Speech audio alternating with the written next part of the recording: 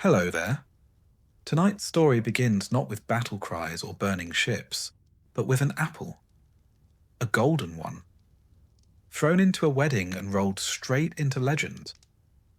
We're drifting into a world where gods walk beside mortals, where kings are bound by oaths, and where a single decision can set the course for 10 years of war. It's not the Greece of polished temples and philosophers. Not yet. This is the mythic age, older and stranger, when heroes had longer shadows and the gods still meddled with every step. If stories like this help you rest, feel free to like the video and subscribe. But only if it genuinely helps you breathe a little slower. And let me know in the comments where you're listening from and what time it is right now. Somehow, it's always comforting to know we're all drifting through these old tales together. So get comfortable. Let the past unfold slowly. And let's begin with the moment the Trojan War was set in motion. Let us begin not with bloodshed, but with a party. A grand one at that. The kind of divine wedding that demands golden goblets, celestial harpists, and the sort of banquet where mortals are most definitely not invited. The setting is somewhere between the heavens and the wine-dark sea. The marriage of Peleus, a mortal king, and Thetis, a sea nymph of surpassing beauty and uncertain temperament. One day she's calming the waves, the next she's turning into a fire-breathing lioness. You know how it is with sea nymphs? Slippery in every sense of the word. Now, this was not your average wedding. The gods themselves were in attendance: Zeus, Hera, Athena, Apollo, even Dionysus, who no doubt came for the wine and stayed for the drama. You see, it had been prophesied that Thetis's child would one day outshine his father. Naturally, the gods, being the divine equivalent of power-hungry middle managers, decided that none of them fancied raising a demigod who might overthrow them. So they married her off to a mortal instead. The lucky man? Peleus, a respectable enough Thessalian warrior who probably didn't ask too many questions. Now, here is where our story begins to turn from celebration to catastrophe. You see, someone was not invited to the wedding. That someone was Eris, goddess of strife, discord, and all things inconvenient. Think of her as the divine embodiment of a poorly timed group text. Snubbed and seething, Eris did what anyone in her position might do. She showed up anyway and brought a gift. A golden apple, shining and lovely, with 3 little words carved into its surface. To the fairest. She tossed it into the hall, watched the room grow quiet, and likely walked away with a satisfied smirk. The gods, one might think, would be above petty squabbles over a shiny piece of fruit. But no, dignity fled the building faster than Hermes on market day. 3 goddesses laid claim to the apple. Hera, queen of Olympus; Athena, goddess of wisdom and war; and Aphrodite, goddess of love, beauty, and complicating everything. Each one believed herself the rightful recipient, and each was, in her own way, terrifying enough to make the others second-guess it. Faced with this celestial beauty contest, the gods did what many bureaucracies do when confronted with a no-win scenario. They passed the problem to someone else. Enter Paris, Prince of Troy, a man whose later decisions would suggest that judgment was not his strong suit.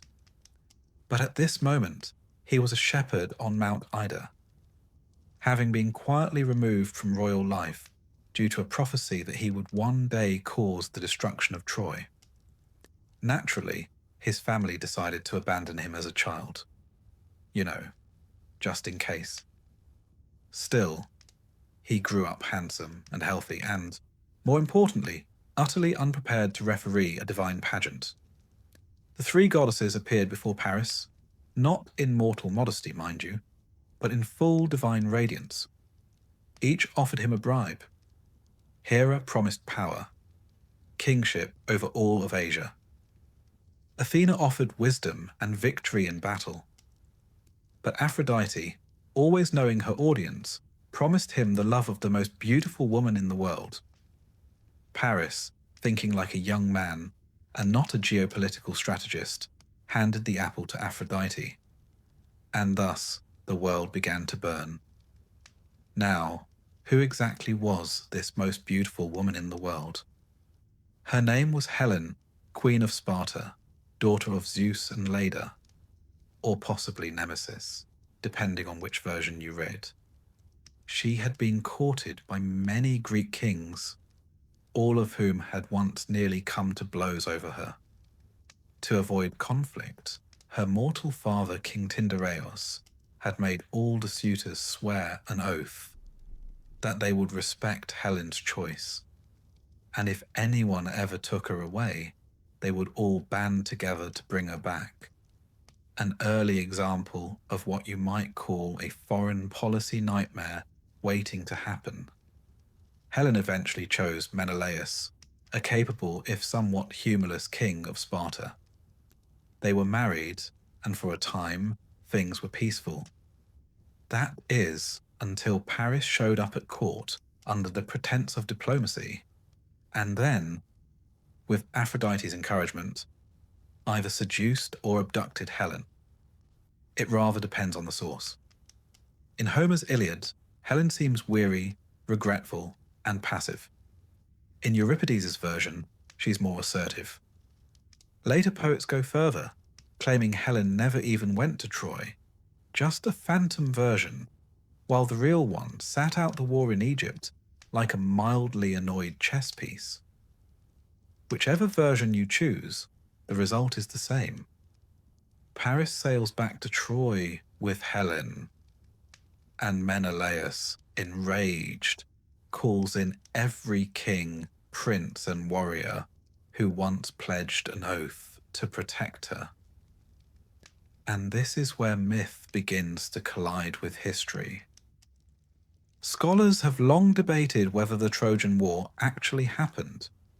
Was there a real conflict between Mycenaean Greeks and a city on the coast of Anatolia, one perhaps called Wilusa, a name that bears uncanny resemblance to Ilium, another name for Troy? Archaeological digs at Hisarlik, the presumed site of Troy, reveal a city that was destroyed, not once, but several times, by fire and war. Trade routes passed through this region. Riches flowed, conflicts surely followed, so while gods may not have hurled spears from Olympus, someone likely hurled something over those walls. And now, back to myth, the Greeks began to assemble. Agamemnon, king of Mycenae and brother to Menelaus, took charge.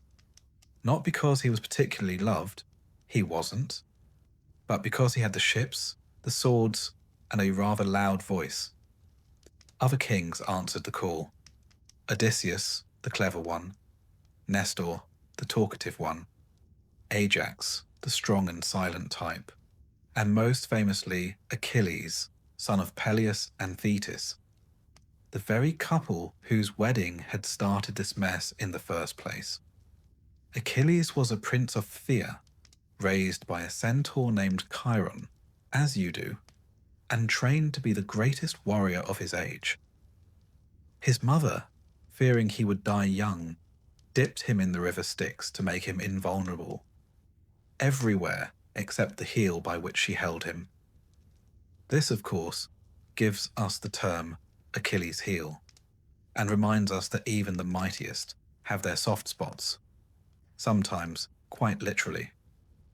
But not all heroes were eager to join the war. Odysseus, ever the tactician, feigned madness to avoid leaving his young son. He yoked an ox and a donkey to a plough, and began sowing salt into his fields.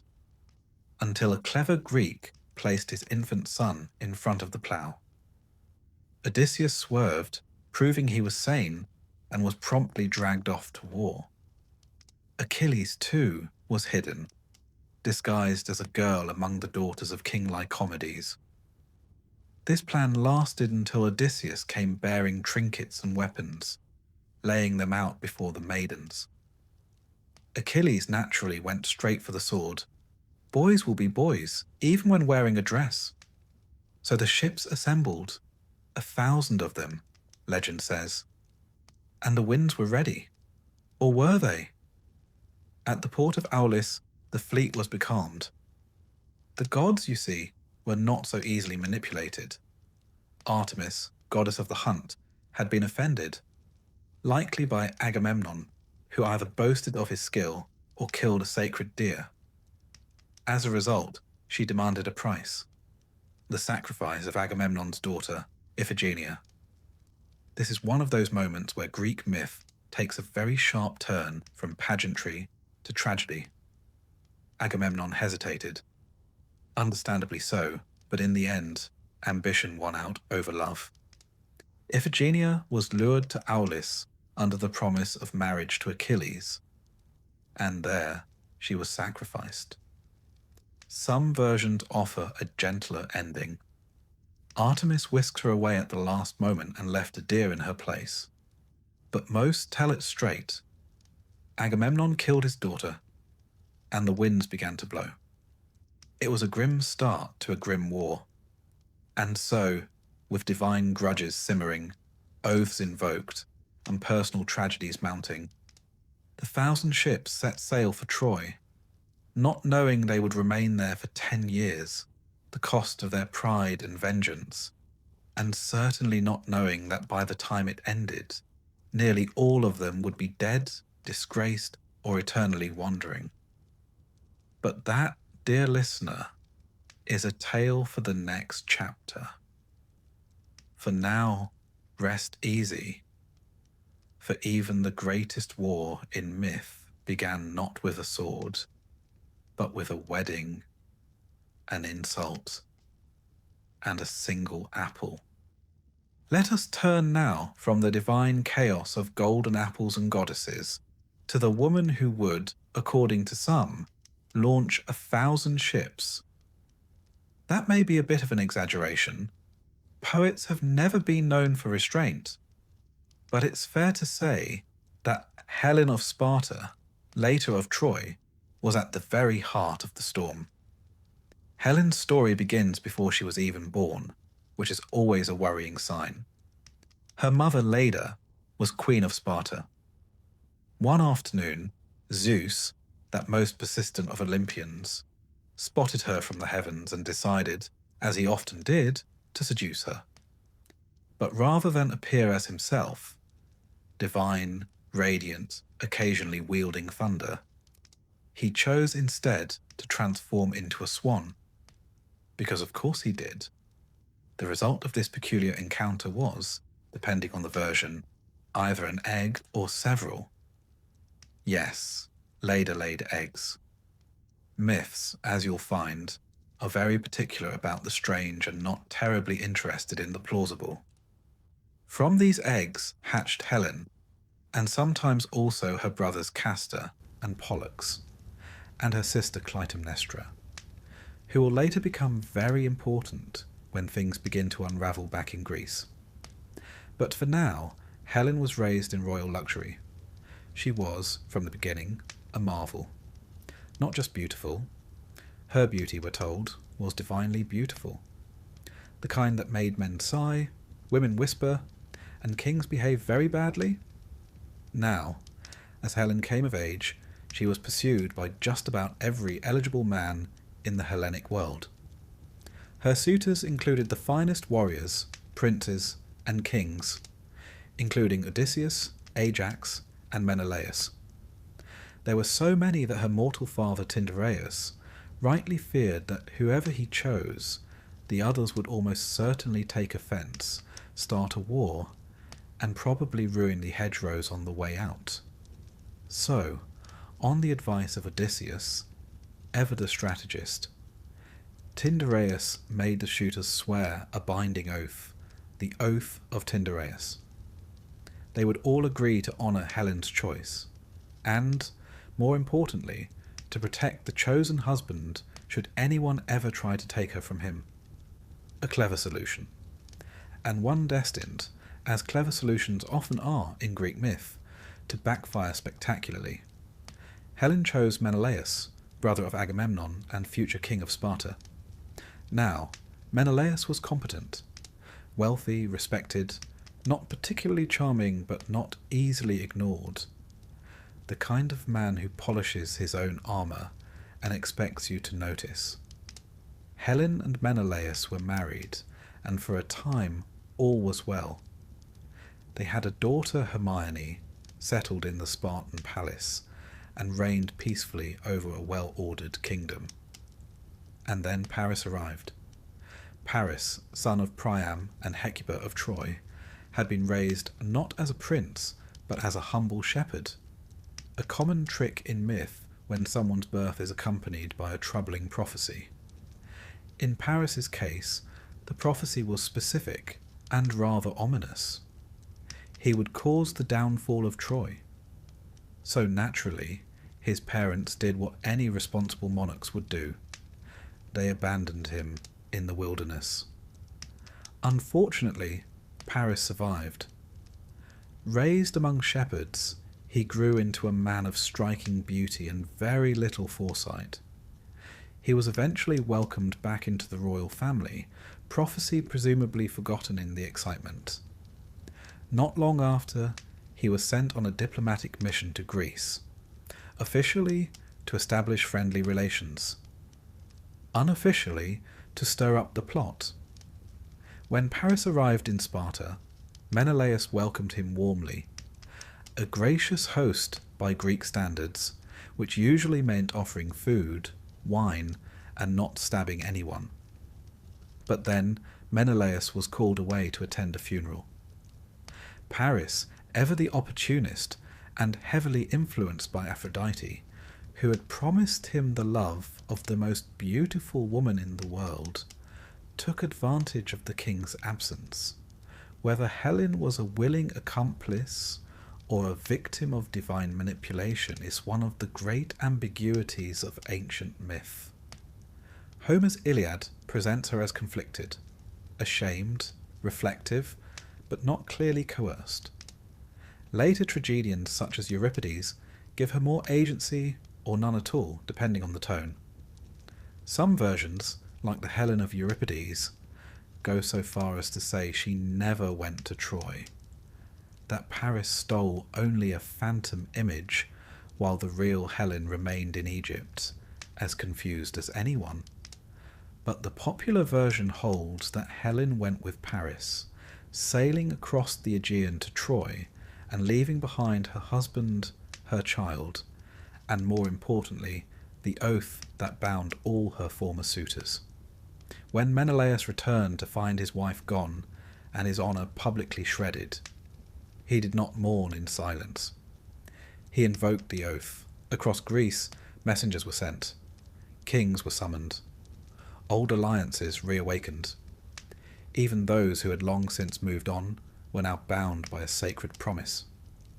And what a collection of heroes it was. Agamemnon, king of Mycenae, assumed command. He was ambitious, proud, and not above sacrificing his daughter when the wind refused to blow. But that's a tale we touched on earlier. Odysseus tried to stay out of it. He had a young son, a clever wife, and no interest in foreign entanglements. So he pretended to be mad, ploughing his fields with salt. But when Greek agents placed his infant son Telemachus in front of the plough, Odysseus swerved, proving his sanity and sealing his fate. Achilles, the greatest warrior of the age, was also reluctant. His mother Thetis had hidden him away on the island of Skyros, disguised as a girl among the daughters of King Lycomedes. Why? Because it was foretold that if Achilles went to war, he would not return. But again, Odysseus came up with a solution. He laid out gifts for the girls: combs, bracelets, mirrors, and one sword. Achilles chose the weapon, predictable but effective. In time, a vast army gathered. Ships were prepared. Legend says 1,000 ships, and the greatest force the Greek world had ever known assembled under Agamemnon's banner. Before they sailed, however, they needed a good omen. You see, the Greeks took signs very seriously. The gods didn't send text messages, but they did send birds. At Aulis, a serpent appeared and devoured 9 sparrows before turning to stone. The seer Calchas declared this meant the war would last 9 years, and Troy would fall in the 10th. One imagines morale dipped slightly. Even so, the Greeks launched their expedition. But they didn't find Troy immediately. First, they accidentally attacked Teuphronia, a city that rather unfortunately looked quite a bit like Troy. Geography, it turns out, was not the Greeks' strong suit. Eventually, they reached Troy and established a camp along the shores outside the city's mighty walls. These walls, according to myth, had been built by Apollo and Poseidon in disguise when they were briefly punished to serve King Laomedon. So they were, to put it mildly, sturdy. This would not be a quick war. Inside Troy, Helen was received, not as a prisoner, but as a queen. Priam, the aged king, treated her kindly. His son Hector, the city's greatest warrior, was polite, if somewhat disapproving. The city, for all its splendour, had become a cage. Helen was now the face of a conflict she had little control over, worshipped and blamed in equal measure. The war meanwhile settled into a long and grinding stalemate. Raids, skirmishes, and embassies followed. Heroes rose and fell, and through it all, Helen remained at the centre, not fighting, but watching. Her story is one of paradox. She is both victim and agent, loved and hated, remembered not for her deeds but for her presence. Her role as the prize over which the greatest warriors bled and perished. And what of Helen herself? Well, the myths offer no simple answers. Some say she came to love Paris, then hated him. Some say she pitied Menelaus, then despised him. In one version, when Troy falls, she returns to Sparta with her husband, who forgives her. In another, she is strangled by Menelaus' mother in a fit of righteous fury. The poets could never quite decide what to do with her. She was too beautiful to be evil, too dangerous to be good.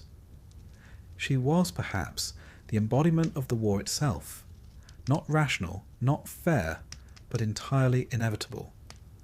And thus, with Helen in Troy, Menelaus in fury, and every king in Greece committed to vengeance, the stage was fully set.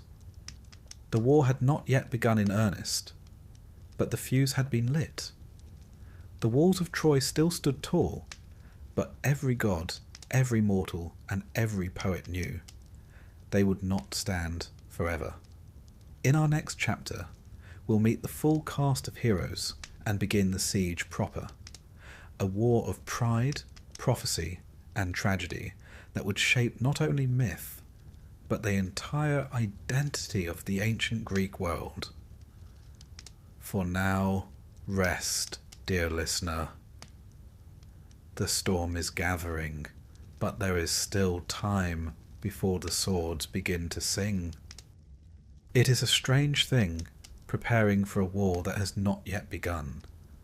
The swords have not been drawn, the ships not yet launched, but the decisions made in these moments, the quiet ones, the stubborn ones, echo as loudly as the battle cries to come. And so, we find ourselves back in Greece, where alliances are being called upon, oaths remembered with theatrical seriousness, and kings emerging from the shadows of their own ambitions. The Greeks, or more properly, the Achaeans, were not one nation, but a loose collection of fiercely independent city-states, each with its own king, customs, dialects, and irritating sense of superiority. Herding them was rather like herding cats. Large, armoured, arrogant cats. And yet, somehow Agamemnon was the one to try. Agamemnon, king of Mycenae, was not the most beloved of men. He had the charisma of wet marble and the diplomatic subtlety of a battering ram, but he had ships. And in Bronze Age Greece, that made all the difference. He was also the brother of Menelaus, whose wife Helen had just absconded with a Trojan prince, or been abducted, depending on whom you asked. Either way, it was Agamemnon's duty to help. And, not incidentally, to increase his own power while doing so. But before we set sail, let us first meet the key players of this great war. Some of the finest names ever shouted across a battlefield or penned into epic verse. There was Odysseus, king of Ithaca. Cunning, sardonic, and too clever by half, he would rather be farming than fighting. When the summons came, Odysseus attempted to dodge the draft by pretending to be mad. He yoked a donkey and an ox together and began ploughing his fields with salt. Unfortunately for him, the Greeks had brought a man named Palamedes, who was even cleverer. Palamedes placed baby Telemachus, Odysseus's infant son, in front of the plough. Odysseus swerved. Sanity revealed. Off to war he went, fuming all the while. Then there was Achilles, the son of Peleus, a mortal king, and Thetis, a sea nymph with a gift for dramatic exits. Achilles had been raised by the wise centaur Chiron, who taught him medicine, music, hunting, and more importantly, how to kill things gracefully. Now, Thetis had received a prophecy. Her son would either live a long, quiet life and be forgotten, or die young in glory and be remembered forever. She, understandably, preferred the first option. So she hid Achilles on the island of Skyros, disguised as a girl. It's unclear how convincingly he played the part, but he lived among the daughters of King Lycomedes, perhaps hoping that history would simply forget him. History, of course, never forgets Achilles. Odysseus was sent to fetch him. Knowing that no warrior could resist the call of glory or the clink of bronze, he laid out gifts before the girls, fine robes, trinkets, and one gleaming sword. Achilles, predictably, reached for the sword. A trumpet was sounded, and the ruse collapsed. Achilles, now revealed, was promised honour, plunder, and everlasting fame. He accepted. He also brought with him his lifelong companion Patroclus, who had become as vital to the war as any sword or shield. Others joined too. Ajax the Greater, son of Telamon, a towering brute of a man, strong as a bull and roughly as eloquent.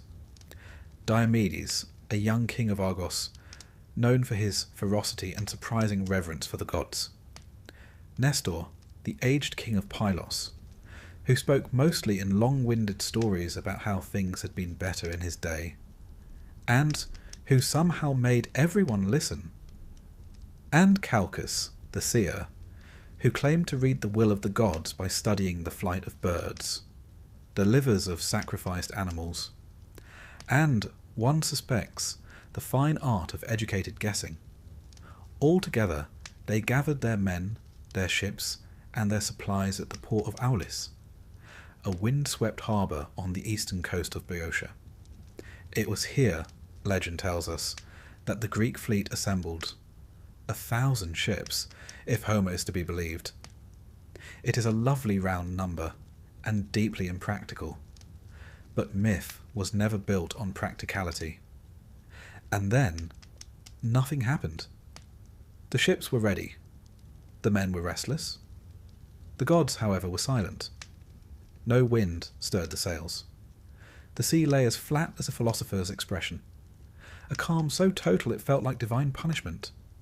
And indeed, that's exactly what it was. You see, Agamemnon had made a mistake.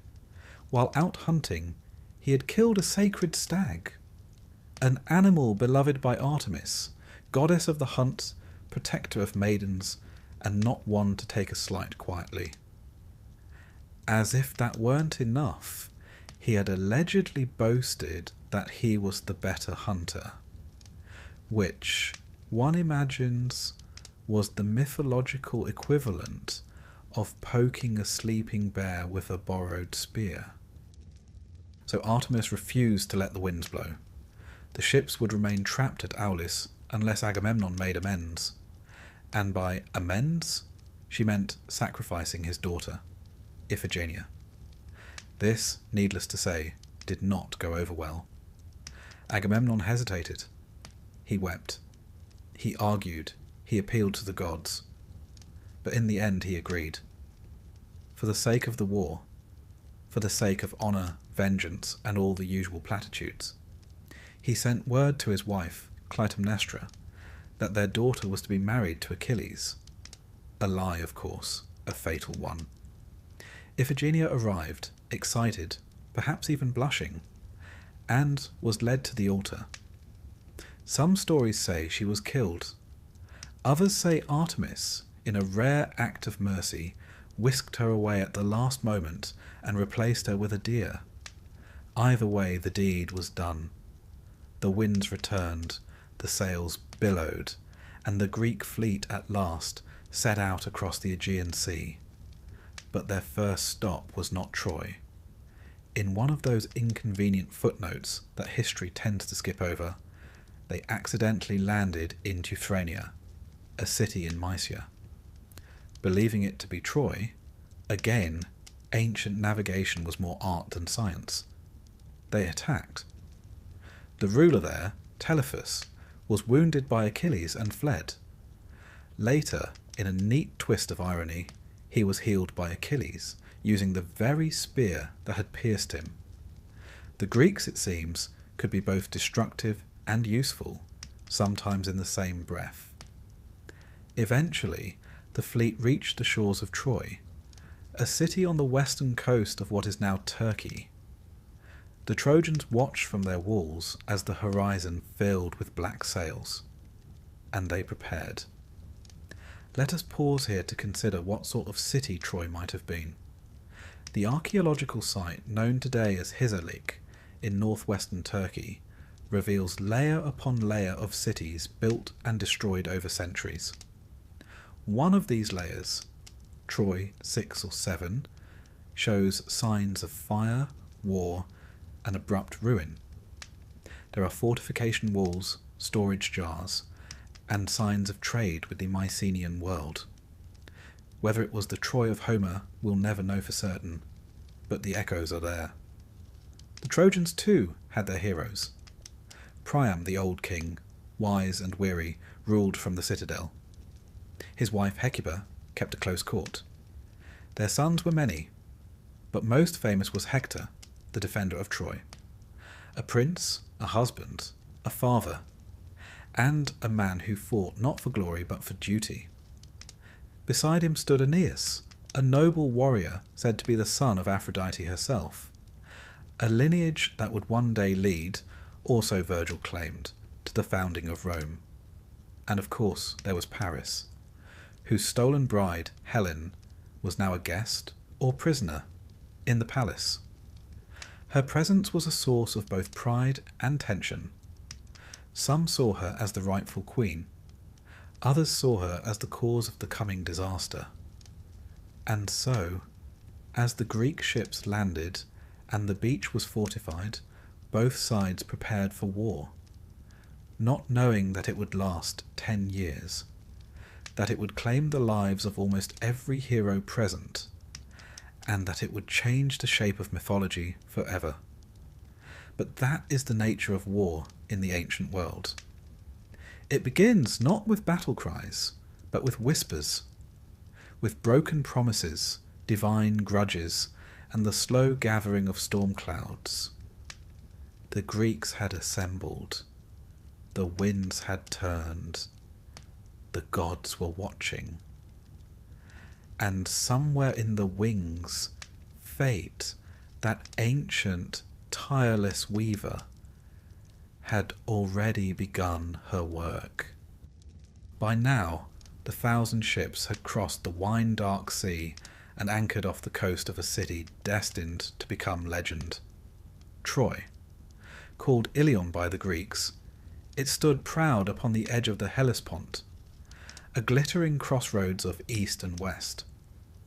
To modern ears, Troy may sound like a mere myth, a place of poetry and gods and overlong battles, but beneath the layers of story lies a very real city. Archaeologists believe it may have been located at Hisarlik in northwestern Anatolia. Here, a great walled city once stood, and fell, more than once, its ruins layered like pages in a long, tragic novel. Some layers show fire, some arrowheads, some clay tablets hinting at trade, diplomacy, and war. This was a place where myth met mortar. And now the Greeks had come to knock. As they landed on the shore, they began constructing their camp, not a quick skirmish outpost, but a long-term beachfront operation. Think less glorious charge and more tent city with strong opinions. They dragged their ships onto the sand and built a palisade wall. They created a trench. They even designated zones for sleeping, cooking, and, rather optimistically, for celebrating victory. Achilles and his Myrmidons took the southern flank. Ajax and the men of Salamis stood guard to the north. Odysseus naturally had a clever supply route. The Greeks were not united in temperament, but they were, at least for now, united in purpose. Troy, for its part, did not panic. The city was protected by colossal walls, allegedly built by Apollo and Poseidon themselves. These divine contractors, according to myth, had been briefly punished by Zeus and ordered to serve King Laomedon of Troy. They built the walls so strong, so high, that no mortal force could breach them, at least not by strength alone. And within those walls lived the Trojans, who were not the villains that later Greek propaganda might suggest. King Priam, now elderly, ruled with surprising dignity given the circumstances. His court was filled with sons, daughters, and advisers. His wife Hecuba was sharp and formidable, and quite frankly more perceptive than most of the warriors outside the gates. The jewel of Troy's defence was Hector, firstborn son of Priam and Hecuba. He was no demigod, no half-immortal brute. He was simply a man, but a man of iron loyalty, skilled arms, and noble restraint. He fought not for fame, but for his city, his family, and his little son Astyanax, who toddled through the palace halls unaware of the deathly fate history was already scribbling on his future. And of course, there was Paris, the younger son, less noble, more complicated. Paris had, you may recall, won Helen from the gods. He was beautiful, charming, and utterly unequipped for the fallout of his decisions. In Homer's Iliad, Paris is not evil, nor cruel, just painfully aware that he's not built for battlefield glory. He's the man who started a war with a kiss and then spent most of it dodging the consequences. As for Helen, she now lived in the upper chambers of the palace. Opinions varied. Some in Troy admired her grace, her refinement, her almost supernatural beauty. Others, more practical, less bewitched, blamed her for the war. One imagines she heard the whispers. In the Iliad, she is both self-aware and self-loathing. "Would that I had died before I followed your son here," she says to Priam. And yet she remains. The war began, not with the toppling of towers, but with raids. The Greeks, unable to breach the walls, resorted to attacking Trojan allies, towns along the coast, seizing supplies, enslaving women, and burning what they could not carry. It was this pattern, campaign, retreat, rest, that defined the first 9 years of the war. During one such raid, the Greeks captured 2 women whose names would later ignite disaster. One was Chryseis, daughter of a Trojan priest of Apollo. She was given to Agamemnon. The other was Briseis, awarded to Achilles. They were not spoils in the sense of war trophies. They were grimly taken as concubines. And the gods, it turns out, were watching.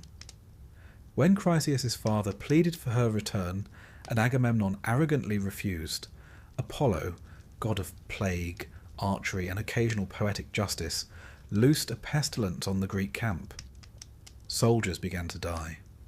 Animals perished. The air turned foul. Eventually Agamemnon relented, though not without flair. He returned Chryseis to her father, yes, but demanded Briseis from Achilles in compensation. This, to put it mildly, was a mistake. Achilles, already smouldering with pride, withdrew from the war. He refused to fight. He refused to speak. He even refused to look at Agamemnon, unless you count glaring. The mightiest Greek warrior had now stepped back. Sulking, some said, but in truth, deeply wounded. In the heroic code, honour was more vital than armour. To be shamed in public was not merely insulting, it was soul-shattering. The Greek morale faltered. They pushed against the city, but without Achilles, they found themselves pressed thin. Hector, on the other hand, surged forward, rallying the Trojan troops and driving the Greeks back toward their ships. Skirmishes flared, chariots thundered, shields cracked, and still the walls of Troy held.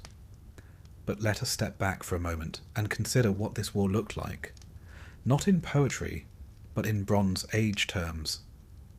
This was not trench warfare, nor massed armies of uniformed soldiers. It was chariots, short swords, and thrown spears. Bronze, not iron. Armour was heavy and personal. Battles were small and often duels between champions, observed by spectators. Think rugby with more stabbing. War was also a ritual. Before fighting, warriors made speeches, sometimes to their enemies, boasting of lineage, exploits, and divine favour. Afterwards, they stripped the dead of armour and weapons, which were both valuable and symbolic. And yet, amid the stylized duels and epic speeches, there was also real loss. Entire towns destroyed, sons who never returned, women enslaved. The songs remember the heroes, but the silence belonged to the nameless dead. The Iliad, which covers only a few weeks in the 10th year, offers us a window into this moment of stalemate and sorrow. It's during this time that we meet the full cast of characters. Ajax the Greater, wielding a massive shield like a moving wall. Diomedes, who wounds even Ares in battle. Nestor, the elder statesman, offering advice so long-winded that it likely outlasted some battles. And of course, the gods. Ah, yes, the gods. They were not neutral observers. They took sides, bickering, scheming, sometimes even joining the fray. Hera, Athena, and Poseidon favoured the Greeks. Apollo, Aphrodite, and Ares sided with the Trojans. Zeus, nominally neutral, mostly tried to keep order and failed spectacularly. The gods bickered as much as the mortals did. One might even say more so. They threw divine tantrums, manipulated fates, and occasionally disguised themselves as ordinary soldiers just to meddle. Truly, the Olympians were the first micromanagers. Meanwhile, on the ground, the war slogged on.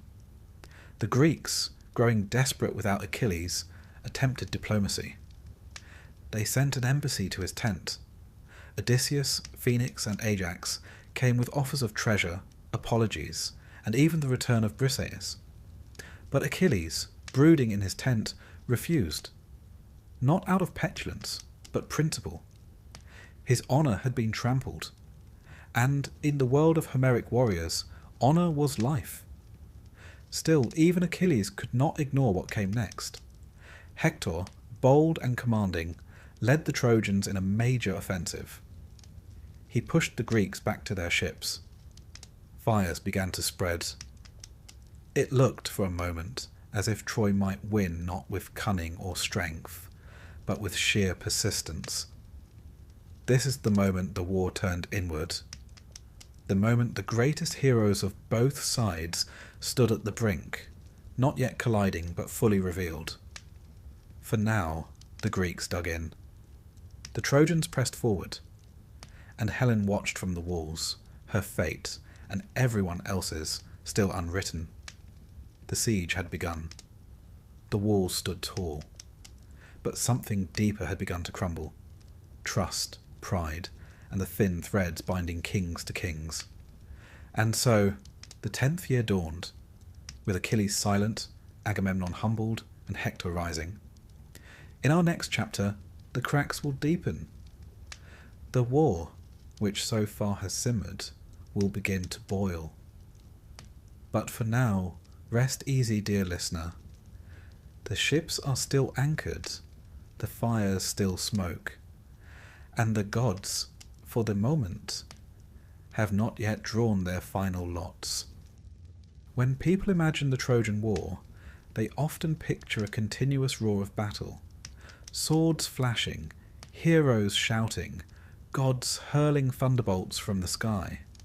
But the truth, if such a thing exists in mythology, is a little less cinematic and a great deal more slow.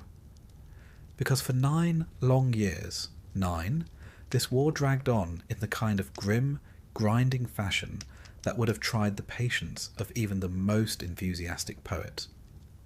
A siege not of constant combat, but of attrition, raids, hunger, sickness, and the occasional divine tantrum. And perhaps that is why the Trojan War endures. Not simply because of the final blow, the horse, the fire, the fall, but because it reflects something very human. A grand idea that once in motion, no one can quite stop. A war waged out of honour that slowly becomes anything but. Let's return to the beach. The Greeks had built a camp along the shoreline, sprawling like a market left out too long in the sun. Their ships were drawn up and fortified behind a wall of stakes and trenches. They had everything they needed for a short war, which meant naturally that they were unprepared for a long one. Troy's mighty walls held firm, and the Trojans rarely ventured beyond them. Every attempt to storm the city ended in blood and frustration. And so, for most of those 9 years, the Greeks did what they could. They raided the surrounding countryside. They sacked towns loyal to Troy, seized food, livestock, gold, and, most tragically, women. These women were taken as concubines, slaves, bargaining chips. The war, for all its heroic verses, was also brutally transactional. And this is how Briseis and Chryseis entered the story. 2 women caught in the tide of war, handed to men as rewards, and ultimately used to ignite the quarrel between Agamemnon and Achilles, which we touched on before. But the cracks ran deeper than one quarrel. Beneath the polished speeches and bronze breastplates, the Greek coalition was starting to unravel. Agamemnon's leadership, while militarily sound, was unpopular. He had a knack for taking more than his share of spoils and offering less than his share of credit. Kings like Odysseus, Diomedes, and Ajax often found themselves balancing obedience with their own ambitions, and growing irritation. Achilles, for his part, had withdrawn from the war entirely. His pride wounded, his honour insulted, he refused to fight. He spent much of these years in his tent, sharpening his weapons, practicing the lyre, and generally being a brooding icon of Bronze Age masculinity. Meanwhile, the Trojans were not idle. While the Greeks tore through the countryside, the Trojans formed new alliances. Reinforcements arrived from neighbouring kingdoms, Lycians, Phrygians, and others whose names have been lost to time. Among these was a warrior named Sarpedon, son of Zeus, who fought with a quiet dignity that would later inspire even his enemies. Inside Troy, tension simmered. The people suffered. Food grew scarce. Supplies from the interior were cut off by Greek patrols. And yet, the walls held, a symbol of endurance against overwhelming odds. As the war dragged on, both sides began to rely more heavily on divine favour, or at least the illusion of it. The Greeks sacrificed to Athena, Hera, and Poseidon. The Trojans looked to Apollo, Aphrodite, and Artemis. The gods, it must be said, behaved much like the mortals, bickering, sulking, playing favourites, and occasionally stomping onto the battlefield in disguise. There's a story, told in hushed tones by later poets, of a duel between Menelaus and Paris early in the war. The idea was simple: settle it man to man. One duel, one outcome. Fewer funerals. The duel was arranged. Menelaus, understandably angry, fought with a ferocity born of righteous fury. Paris, less heroic and more fashionable, was swiftly overwhelmed. As Menelaus prepared to finish him off, Aphrodite intervened, snatching Paris from the battlefield and placing him back in his chamber with Helen, who was at this point growing increasingly tired of this sort of nonsense. It's worth noting that Aphrodite did not ask anyone's permission. She simply decided, rather like an indulgent parent, that her favourite son had suffered enough. Menelaus, meanwhile, stood in the dust, sword still raised, wondering what on earth just happened. The war, it seemed, would not be decided by honour. There were moments of glory, to be sure. One of the brightest stars of this middle period was Diomedes, king of Argos, who fought with such relentless precision that even the gods noticed. At one point, Diomedes, assisted by Athena, who temporarily gave him the ability to see gods on the battlefield, wounded Aphrodite herself. Yes, a mortal man cut the flesh of a goddess. It was, frankly, an embarrassing moment for her. She fled to Olympus, bloodied and wailing, and Zeus gently suggested that perhaps war was not the best arena for someone whose chief weapon was a love charm. Later, Diomedes even wounded Ares, the god of war. Ares, in turn, did what all warriors fear most. He complained to his father. Zeus, unimpressed, told him to stop being dramatic and get back to it. These episodes, while entertaining, tell us something deeper. The war had become so tangled, so stretched, that the divine and mortal realms had begun to blur. The gods were not distant, silent observers. They were quite literally in the thick of it, sulking, scheming, bleeding. Yet even as heroes fell and cities burned, the war refused to end. Like a bad dinner guest, it lingered past its welcome. Back in the Greek camp, Achilles remained absent from the battlefield, a decision that continued to cost the Greeks dearly.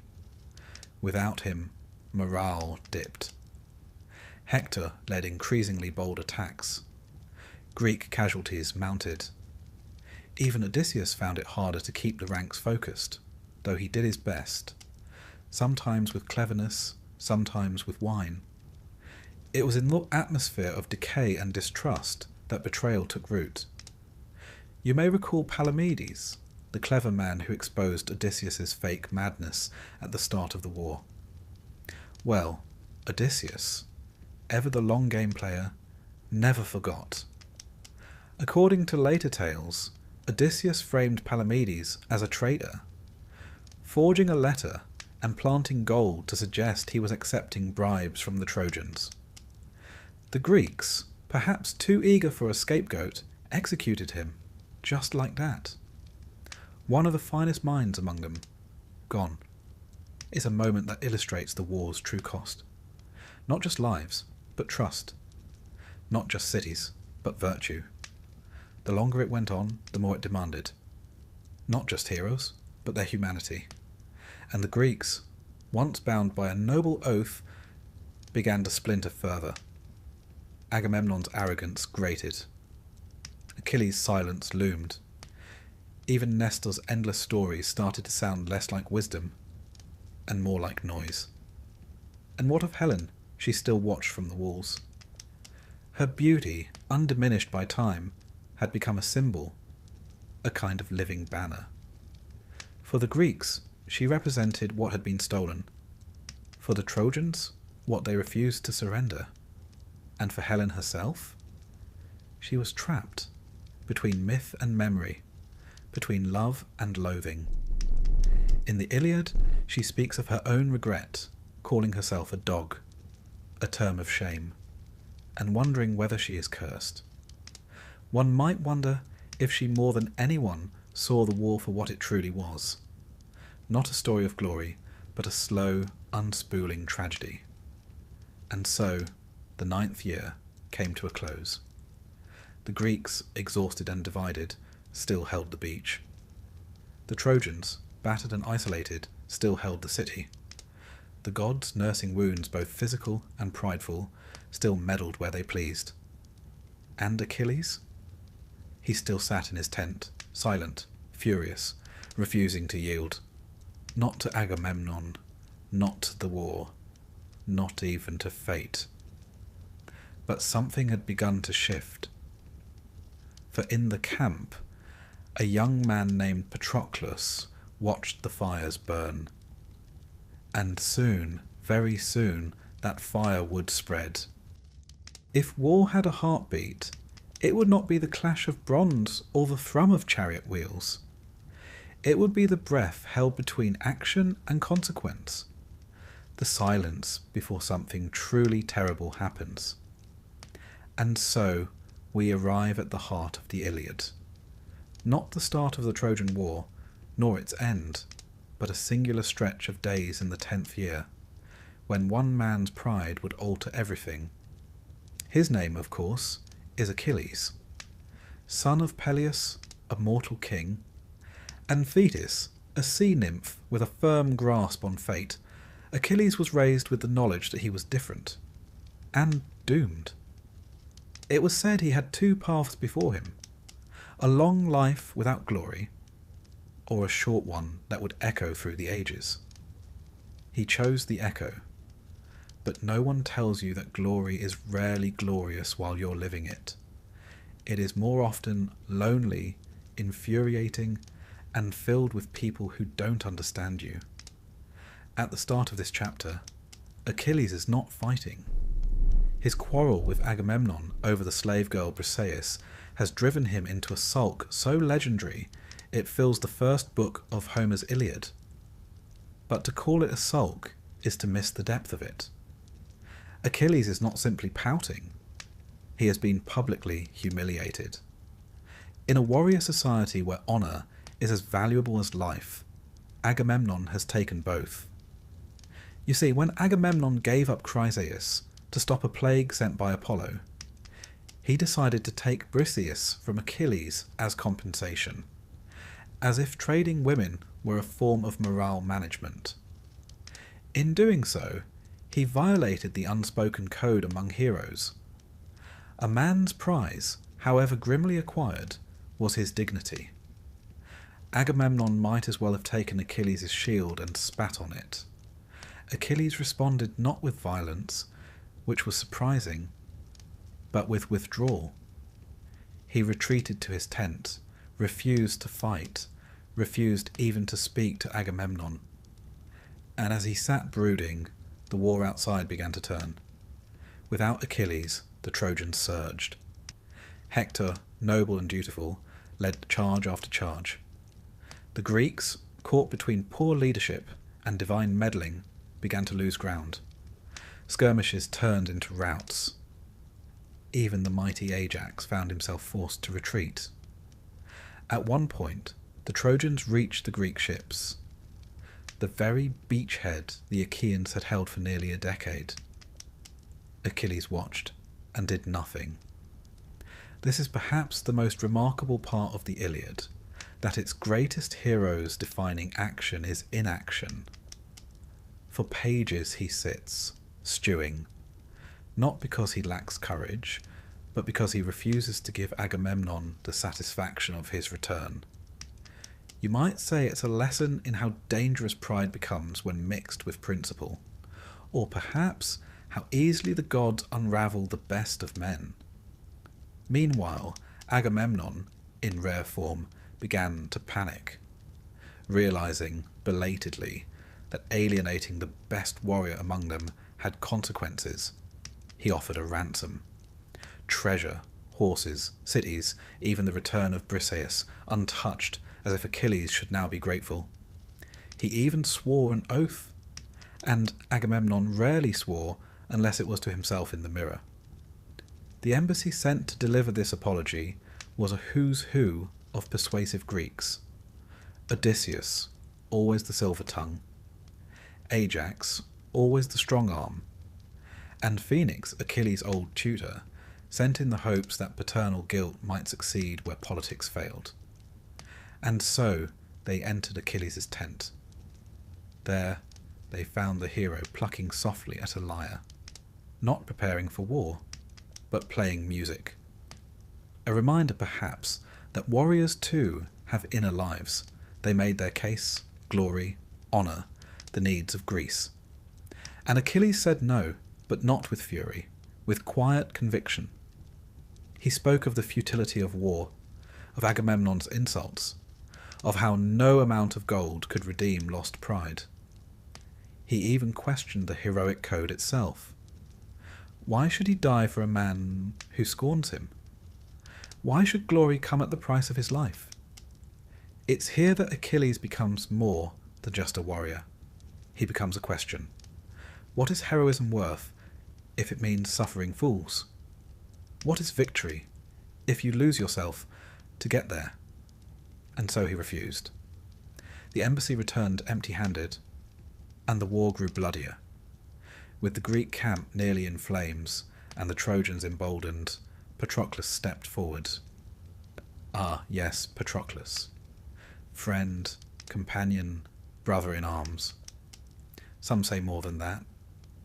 In Homer's world, the precise nature of their relationship is less important than the emotional weight of it. Patroclus was Achilles' heart outside his body, and he could no longer bear to watch the Greeks die. He begged Achilles, "Let me fight in your place. Let me wear your armour.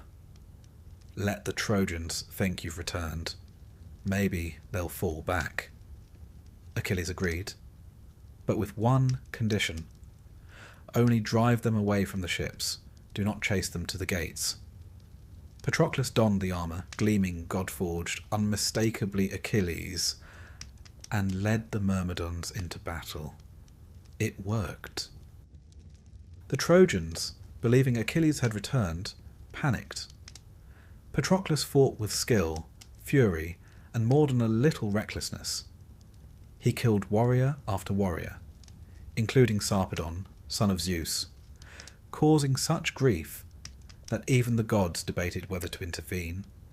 But Patroclus, swept up in the moment, forgot his promise. He drove the Trojans all the way back to the walls of Troy, and there Hector met him. The two clashed, spear against sword, prince against hero.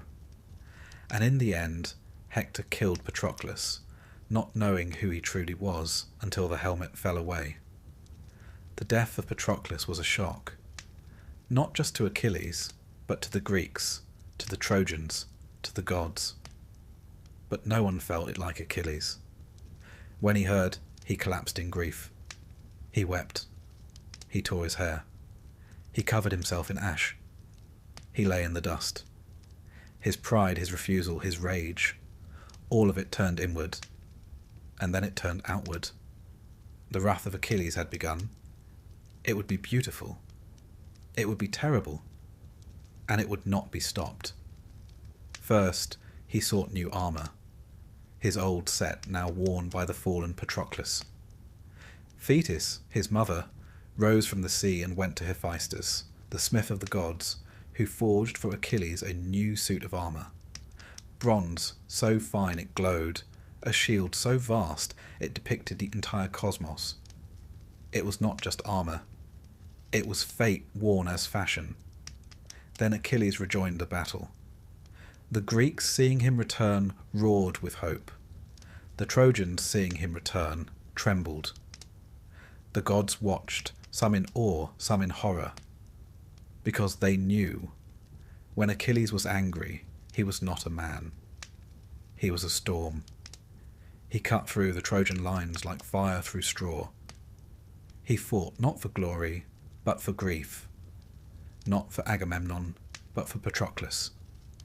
He drove the Trojans back to the walls of the city, slaughtering all in his path.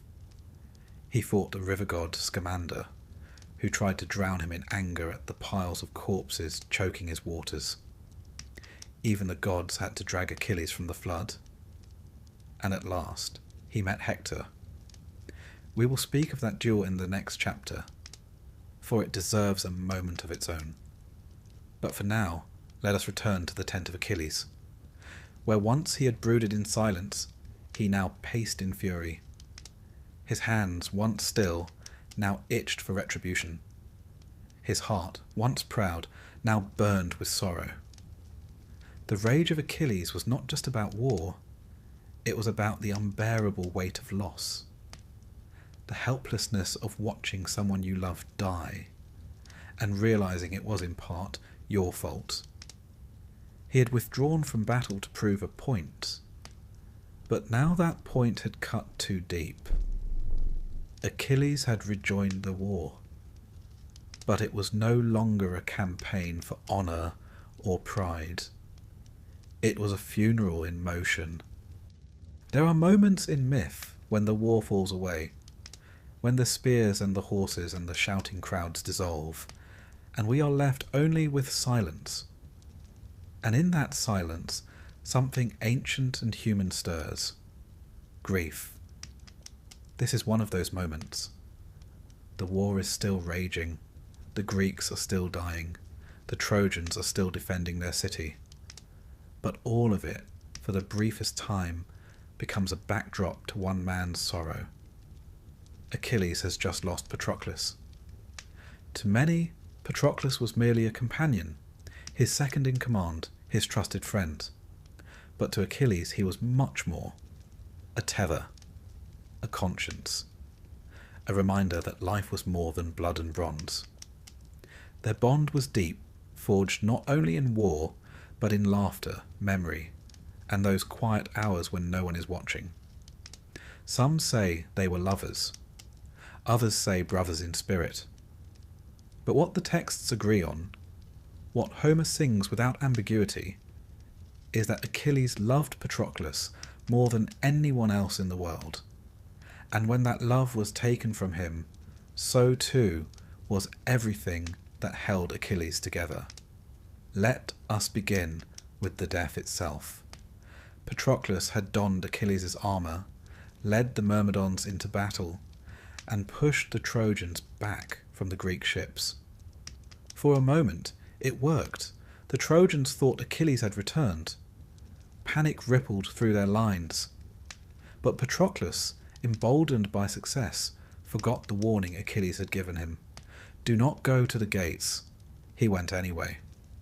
And there, beneath the towering walls of Troy, he was struck, first by Euphorbus, then by the hand of fate, and finally by Hector, Prince of Troy, the killing blow. Hector stripped the famous armour from Patroclus' body, still unaware of his identity, and declared victory. But then, Dying on the ground, Patroclus spoke. He told Hector that Achilles would come, that his death would not end this. It would only begin it. And so it did. Back at the Greek camp, Achilles was waiting, still withdrawn, still bitter, still refusing to fight. And then the news came. The accounts vary on who told him. In some, it was Antilochus, son of Nestor, panting with grief. In others, it was a chorus of survivors. But the result was the same. Achilles collapsed. He fell to the ground, heaped dust upon his head, and screamed. It was the cry of a man not wounded in the flesh, but in the soul, the kind of howl that shakes not just tents, but gods. His mother, Thetis, rose from the sea. She knew even before he spoke, and he told her, "I must return to the war. I must kill Hector. I must avenge Patroclus, even if it means my own death." For Achilles now understood something terrible. His fate was sealed. The choice he'd once had, long life or short glory, was no longer his. Patroclus was dead, and there was only one road left. But he could not walk it just yet.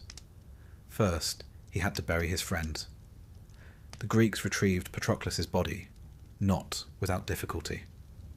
Hector and the Trojans, hungry for the armour and the reputation, tried to claim it. But Ajax and Menelaus, among others, fought them off. Achilles himself appeared on the battlefield, unarmoured, roaring so loudly that the Trojans recoiled in fear. His presence alone turned the tide.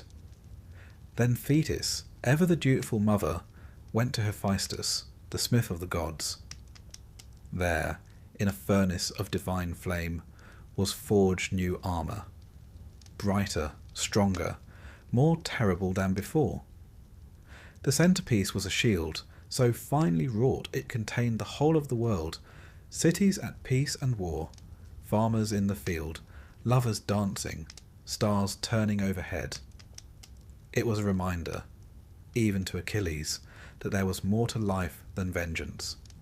But he wore it anyway. And then came the funeral. In Homeric culture, burial rites were sacred. To die without proper ceremony was to wander the underworld in misery. Achilles vowed not just a burial, but an honouring. They built a pyre, vast and solemn. Sacrifices were made, including, gruesomely, 12 Trojan captives Achilles slew in Patroclus's name. Whether this was grief or rage is difficult to say, but it was dark and deeply telling. There were games too. Chariot races, boxing, javelin. These weren't distractions, they were acts of remembrance. For the Greeks, excellence in sport was a way of touching the divine. Even in death, Patroclus would be surrounded by honour. Then came the moment Achilles placed a lock of his hair in Patroclus's hand. A small gesture. A devastating one. He whispered promises. And the pyre was lit. Smoke curled into the sky, rising like a soul. And somewhere, in that long twilight between myth and memory, Patroclus passed into legend. But Achilles did not find peace. He found fury. He turned his gaze to the walls of Troy. To Hector. Now, to be fair, Hector did not kill Patroclus out of malice. He was defending his city. He had no idea at first who was inside the armour. But such subtleties do not survive grief. And so Achilles rejoined the war. He moved like fire. He killed without pause. He hunted Trojans like animals. He defied the gods, even Xanthus, the river god of Troy, who begged him to stop clogging his waters with corpses. Achilles refused, and when the river rose up in wrath, attempting to drown him, it took the intervention of Hera, Athena, and Hephaestus, wielding flame against flood, to drag Achilles out. Even the gods could barely contain him. And then, at last, Hector and Achilles met. This was no skirmish, no random clash on a bloody field. This was a duel foretold, long in coming, and deeply personal. Hector had waited outside the gates, knowing this moment must come. He stood not just for Troy, but for every man who fights because he must, not because he desires it. When Achilles arrived, Hector's courage wavered. He ran. 3 times they circled the walls of Troy, Achilles pursuing, Hector fleeing. Until finally Athena, disguised as Hector's brother, tricked him into standing his ground. The 2 warriors faced one another, and the fight was swift. Achilles killed Hector, driving a spear into his neck. But death was not enough. In one of the most brutal acts of Homeric poetry, Achilles tied Hector's body by the ankles to his chariot and dragged it through the dust around the walls. Not once, but over and over. It was a violation, a desecration. A man of Hector's nobility deserved better, but Achilles was beyond mercy. He dragged the body back to camp, threw it beside Patroclus' pyre, and left it to rot. For days, the Greeks were silent. Even the gods were troubled. Then something miraculous happened. King Priam, aged, grieving, and unarmed, snuck into the Greek camp, guided by Hermes himself, and entered Achilles' tent. There he fell to his knees, kissed the hands that killed his son, and begged, not as a king, but as a father. And Achilles, moved by the rawness of it, wept. He saw Priam, and through him he saw Peleus, his own aging father. He saw his future, his fate, his loss. He lifted the old man up, gave him food, wept beside him, and then he returned Hector's body. For a moment, grief gave way to grace. There was no victory parade, no song of triumph. Just 2 men, broken by loss, holding the fragile thread of decency in their hands. And so Hector was buried. Properly. Mourned by his wife Andromache, his mother Hecuba, and Helen, who called him gentle. One of the few men in Troy who had never blamed her. As for Achilles, his end was near. He knew it, but he had done what he set out to do. He had avenged Patroclus. He had met his fate. He had become, for better or worse, immortal. When stories pass through time, some moments become weightier than others. Not because they're louder, but because something essential shifts within them. Something irreversible. And so we come to the duel. The one that echoed across 1,000 amphorae, temples, poems and generations. Achilles versus Hector. But this isn't just a tale of strength meeting strength. It's the story of what happens when grief turns into rage, when a hero forgets why he fights, and then, for a moment, remembers. Let us begin where we left off. Patroclus is dead. His body desecrated. His armour, once the dazzling gift of the gods, now worn by his killer, Hector, Prince of Troy. And Achilles, that great tower of wrath and pride, has come undone. He refuses food, refuses comfort. He lashes out not only at the Greeks, but at the very framework of the heroic world. What good is honour, he asks, if it's paid for with someone else's life? The gods, apparently, are still accepting sacrifices in pride. But Achilles is not done. Not yet. His mother Thetis emerges from the sea. She sees her son's pain and understands, with the clarity of the divine, that his time is ending.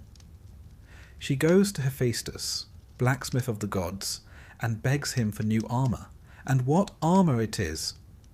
The shield alone is a universe. Upon it, Hephaestus forges the entire world, cities in peace and war, weddings, harvests, constellations wheeling in the sky. It is a meditation on mortality, cast in bronze. A reminder, perhaps, that even in a story soaked in blood, life goes on. But Achilles isn't looking for reminders. He's looking for Hector. Before that, however, he must bury Patroclus. And this, more than any battle, shows us who Achilles truly is. In Bronze Age burial custom, the dead were honoured with pyres, their bones collected and placed in urns. Great tombs were raised. To leave a body unburied was a shame, both for the soul and the living. The Mycenaeans buried their dead with grave goods, gold and weapons, believing the afterlife to be a shadowy continuation of life on earth. You packed light, but you did pack. And so Achilles prepares a funeral with all the gravity of a king laying a crown to rest. He kills 12 Trojan prisoners, offering them to Patroclus in the afterlife. A brutal gesture, a reminder that Achilles' grief is still shaped like vengeance. Even in mourning, he cannot resist drawing blood. He holds funeral games, chariot races, boxing matches, javelin throws, not distractions but sacred rites. For the Greeks, to compete was to honour the dead. To strive in their name was a kind of immortality. Nestor offers a running commentary on every contest, of course, the Bronze Age's first sports pundit. And finally, when the fire burns low and only ashes remain, Achilles cuts his hair, once grown as a vow to the river god Spercheius, and places the strands on Patroclus' body. Not a warrior now, a mourner. And then he turns to Troy. Hector, meanwhile, knows what's coming. He's not a fool. He's not driven by pride, or prophecy, or divine whispers. He's driven by duty. As Prince of Troy, he cannot flee. He cannot hide behind the walls. Even now, as his wife Andromache begs him to stay, he tightens his armour and walks out alone. The city watches. Achilles approaches like a storm, not with speeches or heralds, but with a silence heavier than drums. 3 times Hector runs around the city walls, not from cowardice, but from instinct, from the realization that this is not a man, but a fate. At last, the goddess Athena, in disguise, tricks Hector into standing still, promising him aid, then vanishing when it matters most. It's the sort of divine interference that would make a chess referee weep. They fight. Hector strikes, but Achilles wears armour forged by gods. Achilles strikes, and Hector falls. As he dies, Hector asks that his body be returned to his family. Achilles, consumed by wrath, says no. He lashes Hector's body to his chariot and drags it, through the dust, around the walls of Troy, past the weeping eyes of his parents, his wife, and even Helen, who once called Hector gentle. This desecration, is not mere cruelty. It is a violation of everything sacred in Greek belief. Burial was not a privilege, it was a right. Even enemies were given their rights. But Achilles, in his grief, has broken the code. And yet, we do not turn away. Because Achilles is not a monster. He is a man in pain. He has lost the one person who steadied him. And, without Patroclus, Achilles becomes unmoored. The code of honour, so carefully observed, has collapsed under the weight of loss. For 12 days, he drags Hector's body in circles. Each morning, new dust. Each night, new shame. And yet the body preserved by Apollo does not decay. Even the gods, it seems, are unwilling to let this story rot prematurely. The gods, watching, grow uneasy. Even Apollo, who favoured the Trojans, begs for mercy. Zeus, the high god himself, sends a message, enough. And so, one final act begins. Priam, the aged king of Troy, father of 50 sons, now bereft of all but memory, sneaks into the Greek camp. Not with an army, with a ransom, and with hope. He enters Achilles' tent alone, kneels, and says, in a voice lined with age, I kiss the hands that killed my son. And in that moment, something breaks. Achilles looks at Priam and sees Peleus, his own father. He sees his own end.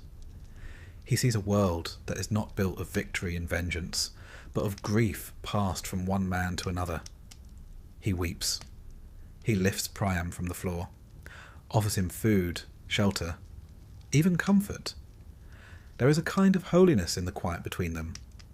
They eat, they speak of fathers, of children, of the things no poem quite captures. And then, without ceremony, without bargain, he returns Hector's body. The two men sit, not as enemies, but as fathers of the dead. For a brief moment the war stops. No trumpets, no declarations, just silence. Hector is buried, a great pyre is built. His wife Andromache mourns.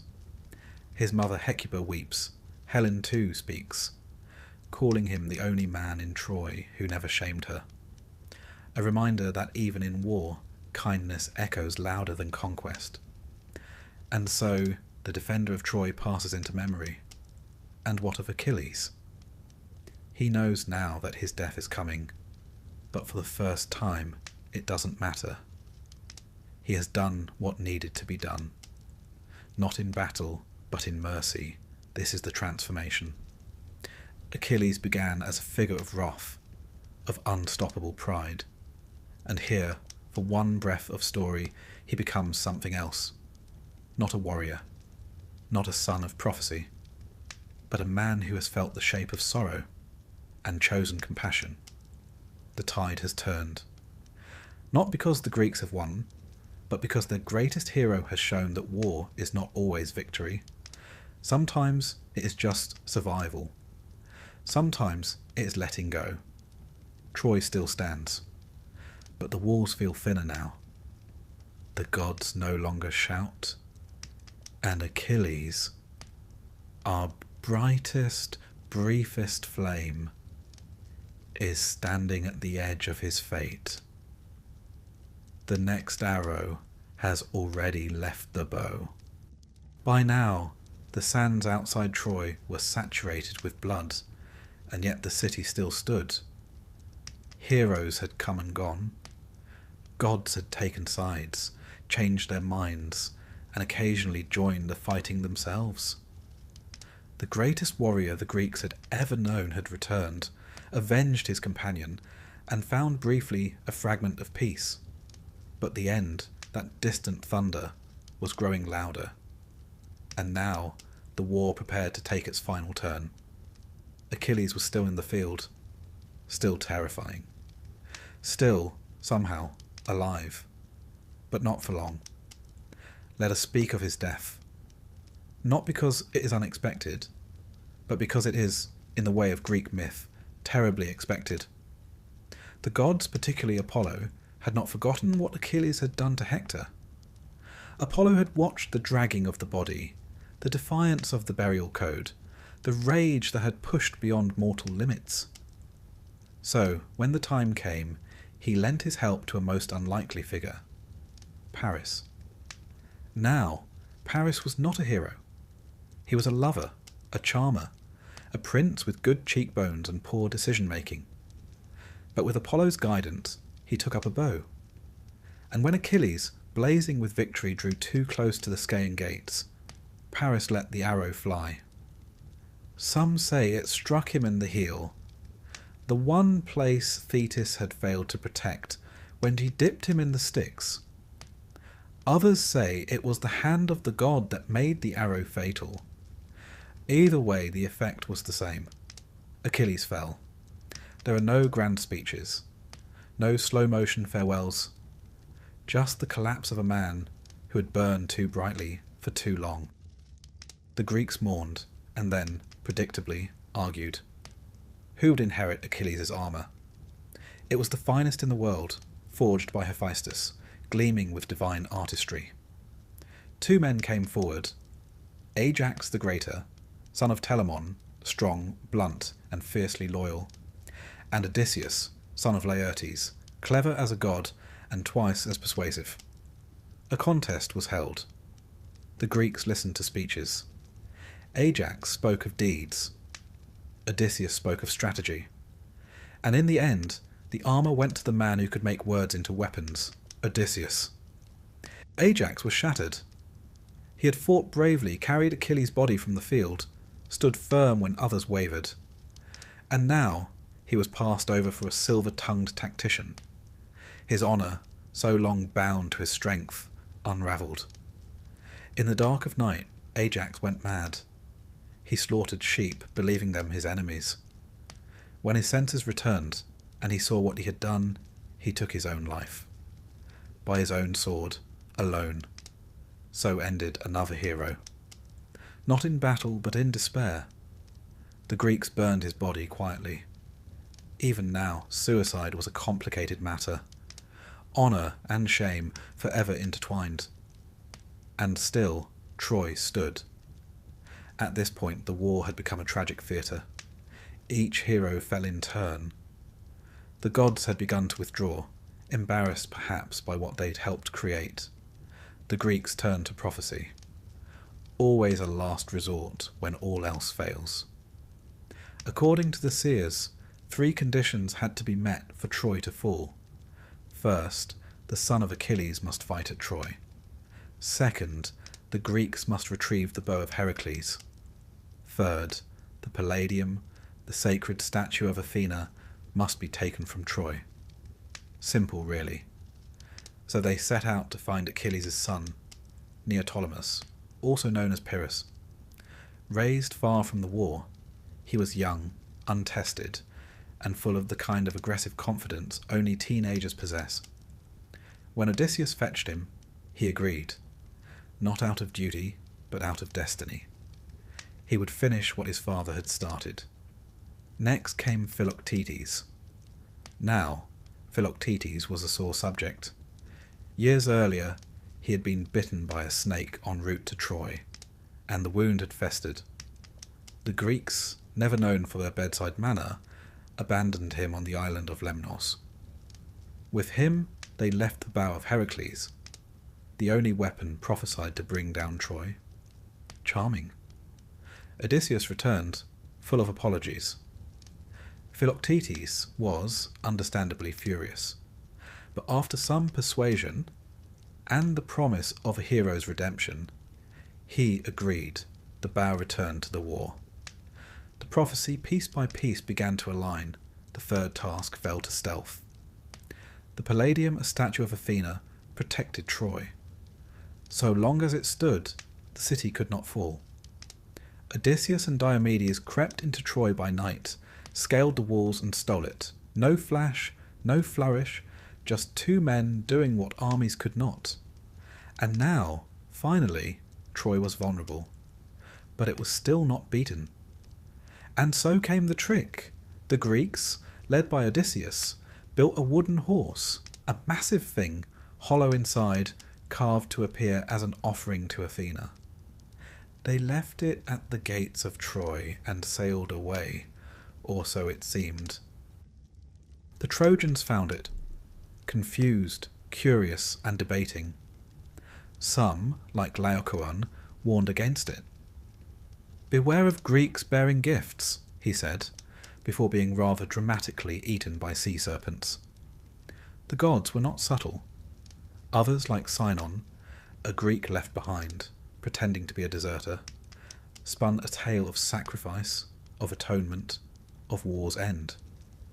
The horse, he claimed, would bless Troy, and the Trojans, tired and hopeful, pulled it inside. What followed was a long night of revelry. After 10 years of siege, the Trojans finally had something to celebrate. Fires were lit, wine was poured, songs were sung, and the people of Troy, weary but joyful, believed the war was over. But the war, as wars tend to do, had one last act. At night, the Greeks returned. From the horse, warriors emerged: Odysseus, Menelaus, Neoptolemus, and others. They opened the gates. The Greek army, hidden on a nearby island, stormed the city. The chaos was immediate. Temples burned. Families fled. The clang of bronze echoed through the narrow streets. Priam, the old king, was cut down at the altar of Zeus by Neoptolemus himself, an act that, even in the blood-soaked economy of war, was considered monstrous. Hecuba, his queen, was taken as a slave. Andromache, Hector's widow, saw her child, Astyanax, hurled from the walls, a cold calculation to prevent vengeance from the next generation. Helen was reclaimed by Menelaus, though not without tension. Some say he lifted his sword, and she simply dropped her robe. Old habits. But what of the victors? They had won, yes, but what did they win? The city lay in ruins. The treasures of Troy were loaded onto ships. The gods, once so involved, had gone quiet. And the Greeks, those who survived, began the long, uncertain journey home. Odysseus would wander 10 more years. Agamemnon would return to a wife plotting his murder. Menelaus would meander through Egypt before making it back to Sparta. The war had ended, but the stories? The stories had only begun. Victory in Greek myth is never clean. There is always a cost, a stain, a reckoning. And the horse? It remained, not as a relic, but as a symbol. A reminder that in the end, it wasn't strength that ended Troy. It was a story. One of deception, of cleverness, of the long game played by a man who could lie to a goddess and get away with it. If Achilles represented the peak of heroic wrath, Odysseus embodied cunning. The Greeks called it metis, not just cleverness, but strategic wisdom. The kind that hides a blade behind a smile. The kind that ends wars not with a roar, but a whisper. And so, with fire licking the rooftops and history closing its book, the Trojan War came to an end. The cost was ruin. The reward? Songs. Songs sung across centuries. Of rage, of love, of cities burned and legends born. And the war, though ended, would echo on. In Ithaca, in Rome, in every tale where pride meets fate and cleverness topples kingdoms. But that, well, that's another story. The war was over, and yet the war was not over. Troy had fallen. Its walls, once thought impregnable, had crumbled under the weight of deceit and fire. The streets were choked with ash and sorrow. The bodies of princes and paupers lay alike beneath the burning timbers of palaces. The air reeked of smoke, of blood, of the end of something vast. But for those who survived, Greeks and Trojans alike, the hardest part had only just begun, the aftermath. Let us begin with the city itself. The sack of Troy was not a battle. It was an unravelling. Once the wooden horse had delivered its payload, once the gates were flung open and the Greek forces surged into the city by night, there was no structure to the violence. This was not honour-bound combat. This was chaos, revenge, and the brutal final chapter of a 10-year fury. Priam, the aged king of Troy, sought sanctuary at the altar of Zeus. There, surrounded by the symbols of piety and protection, he begged for mercy. He received none. Neoptolemus, son of Achilles, struck him down without pause. The altar was defiled, the old order shattered. Hecuba, Priam's queen, was taken captive. She would spend the rest of her life as a servant in the house of her enemies. Her transformation from queen to slave, from symbol of Troy's grandeur to emblem of its ruin, was not unique. The women of Troy shared her fate. Andromache, wife of Hector, mother of Astyanax, was also enslaved. Her son was not so fortunate. The Greeks, fearing he might one day rise to avenge his father, hurled him from the battlements. In the ancient world, such acts were both pragmatic and appalling. The line of Hector was extinguished. The fates of the women were catalogued in later tragedy. Cassandra, the doomed prophetess, was dragged from the temple of Athena by Ajax the Lesser. She had clung to the statue, seeking divine protection. None came. She became Agamemnon's concubine, a prize he would soon regret. Helen, the face that launched 1,000 ships, was found at last by Menelaus. Some say he intended to kill her. Some say she spoke only a single word and let her robe fall from her shoulders. Either way, she lived, and Menelaus took her home. Because the war had always been more complicated than it appeared. Now let us shift to the Greek side. They had won. The city was sacked. The spoils were theirs. And yet, it was not a clean victory. Greek religion placed immense emphasis on ritual, sacrifice, and proper conduct before the gods. But during the sack of Troy, these boundaries were broken. Temples were looted. Altars were stained with blood. Sacred spaces were defiled. And for these offences, the gods would not remain silent. Storms rose. The journey home, for many Greeks, would be longer and more perilous than the war itself. Agamemnon, the High King, returned to Mycenae only to be murdered by his wife, Clytemnestra. She had not forgotten the sacrifice of their daughter Iphigenia, offered to appease Artemis at the war's beginning. Nor had she missed the company of Aegisthus, her lover in Agamemnon's absence. Cassandra died with him, foreseeing everything, unable to stop anything. Menelaus and Helen were tossed across the Mediterranean, landing in Egypt. It would take them years to find Sparta again. And even when they did, the shadow of the war never quite left them. Helen's reputation in later Greek thought was ambivalent at best. To some, she was the epitome of beauty and longing. To others, she was the ultimate cautionary tale, a woman who brought empires to ruin by simply existing. As for Odysseus, well, his story became legend. The Odyssey chronicles a 10-year journey marked by monsters, witches, seductive singers, and the wrath of Poseidon. Each episode is rich with symbolism.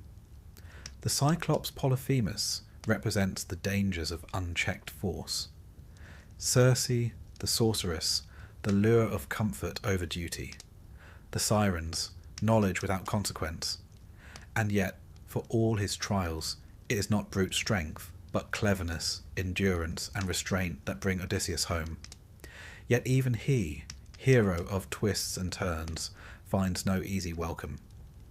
Penelope, his wife, is faithful but surrounded by suitors. His son, Telemachus, is nearly grown.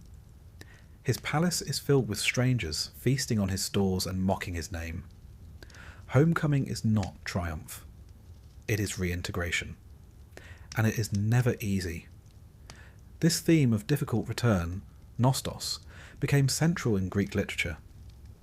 The war ended at Troy, but it did not end in the hearts of the men who fought it, nor in the lands they returned to.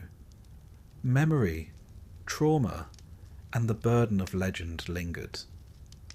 The Greeks knew that victory came with a cost, and that cost was often paid in silence, in restlessness, in nightmares. And for the Trojans, there were other fates. Aeneas, cousin to Hector, and one of the few Trojan leaders to survive, fled the city with his father Anchises on his back, and his son Ascanius at his side. Guided by visions and fate, he carried the household gods of Troy into exile. It is a story of survival, of cultural rebirth. His journey, immortalized in Virgil's Aeneid, would take him across the Mediterranean, facing storms, seduction and war, until at last he landed in Italy. There, his descendants, so the Romans claimed, would found the city of Rome. Thus, Rome was not born in victory, but in escape, not in conquest, but in ruin survived. Thus, from the ashes of Troy came a new myth. One empire fell, another rose. The Greeks had their epics, and the Romans, not to be outdone, crafted their own lineage from the very ashes of their former enemies. History has a habit of folding in on itself like that. Archaeologically, the city of Troy did burn. Around 1200 BCE, at the end of the Late Bronze Age, many cities across the eastern Mediterranean were destroyed or abandoned. The causes remain debated: invasion, internal collapse, climate change, trade disruption. The so-called Sea Peoples have often been cited, a mysterious force of destruction that left only smoking ruins in their wake. But the burning of Troy fits within a wider pattern. The myth may be poetic, but its roots lie in a historical earthquake of civilizations. And so, the Trojan War became more than a war. It became a mirror, a way for later Greeks to reflect on the cost of hubris, the complexity of fate, and the fragility of civilization. It became a warning, cloaked in epic, and perhaps also a lament. Tragedians would revisit its characters. Euripides gave voice to Hecuba, to Andromache, to the women left in the ruins. Sophocles explored Ajax's unravelling. Aeschylus imagined Agamemnon's return and the cursed legacy of his house. The war never ended. It simply changed form, from battlefield to theatre. Through these plays, the war lived on not as glory, but as grief.